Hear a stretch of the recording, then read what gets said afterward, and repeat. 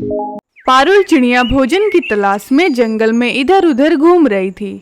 बहुत देर तक घूमने के बाद भी उसे कहीं पर भी भोजन नहीं दिखाई दे रहा था।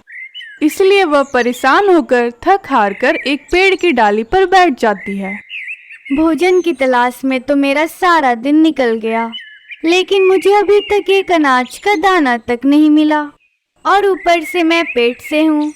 अब मैं क्या करूँ? मैं एक काम करती हूँ, मैं दूसरे जंगल में जाकर भोजन की तलाश करती हूँ।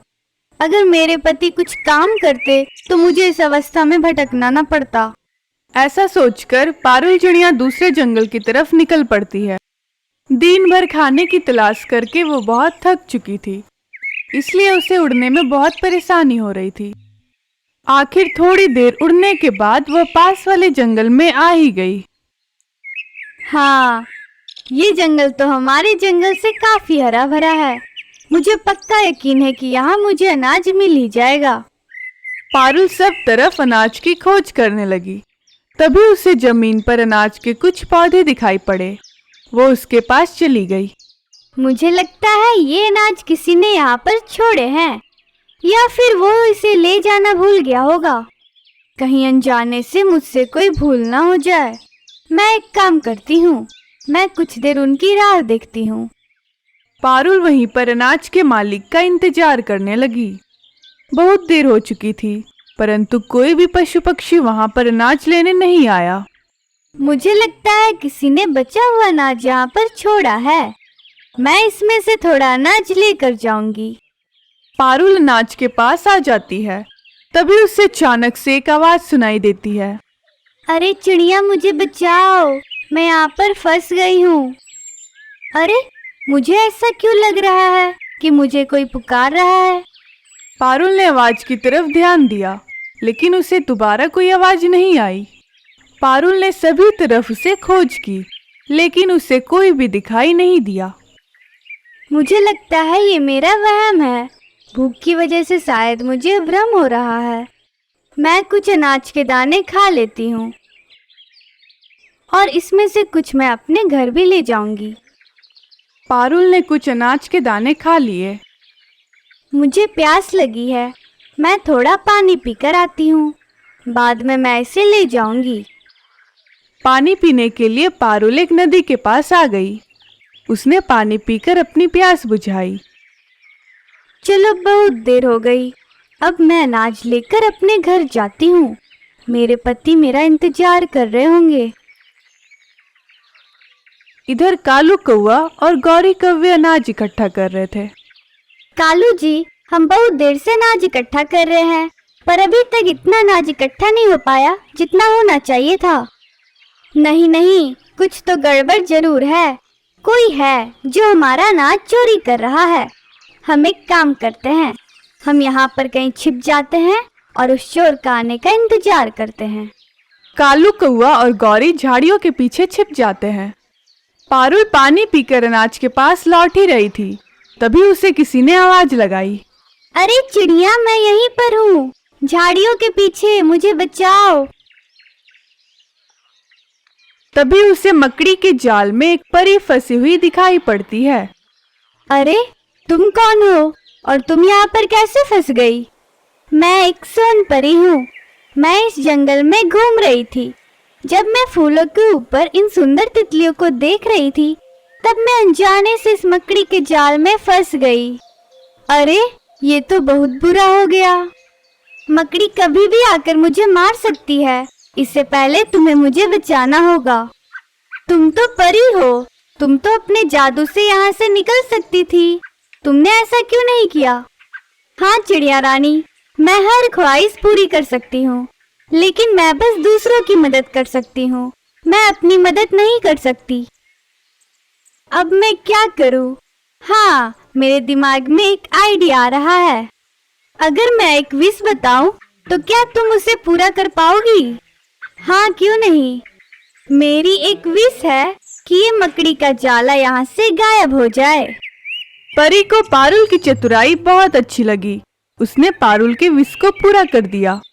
चिड़िया ने जो विश मांगी है उसे कर दो पूरा। ये जो जाला मकड़ी का हो जाए गायब सारा। जैसे ही परी ने जादू की छड़ी घुमाई, मकड़ी का सारा जाला गायब हो गया।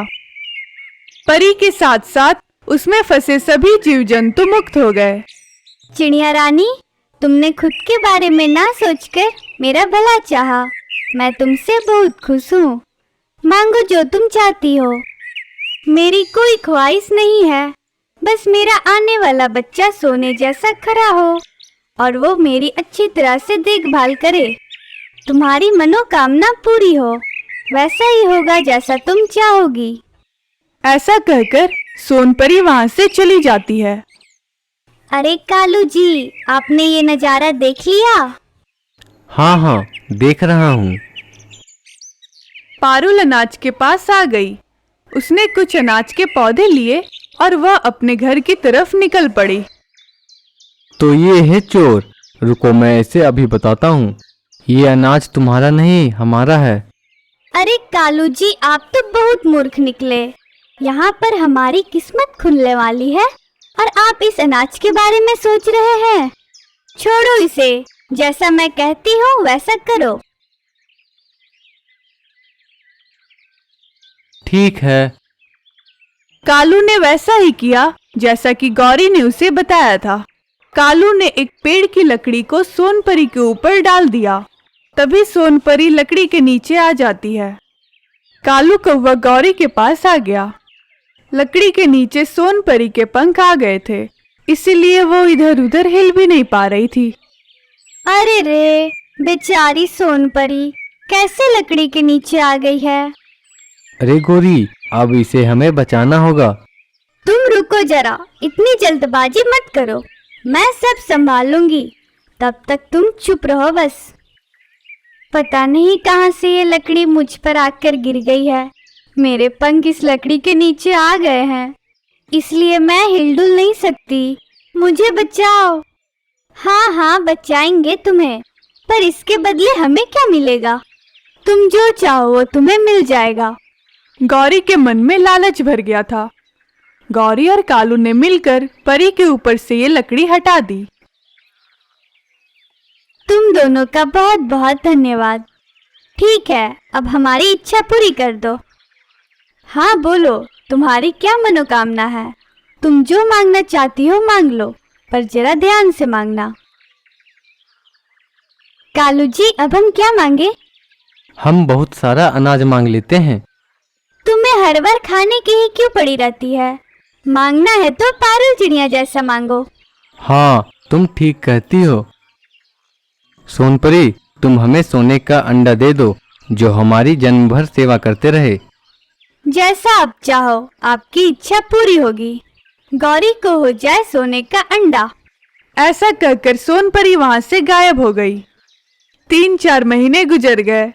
पारुल को बहुत होनहार बच्चा हुआ, जो पारुल की बहुत सेवा करता था।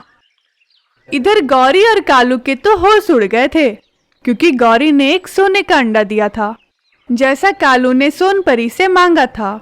दूर जंगल से पक्षी आते और सोने का अंडा देखकर चले जाते।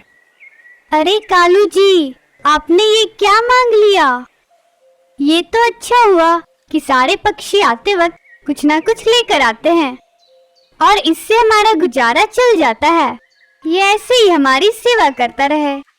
उन दोनों को परी देखने लगी और मन ही मन हंसने लगी। तो दोस्तों, आपको इस कहानी से क्या सीख मिली, हमें कमेंट्स में जरूर बताना। और स्टोरी अच्छी लगे तो लाइक और सब्सक्राइब जरूर कर देना।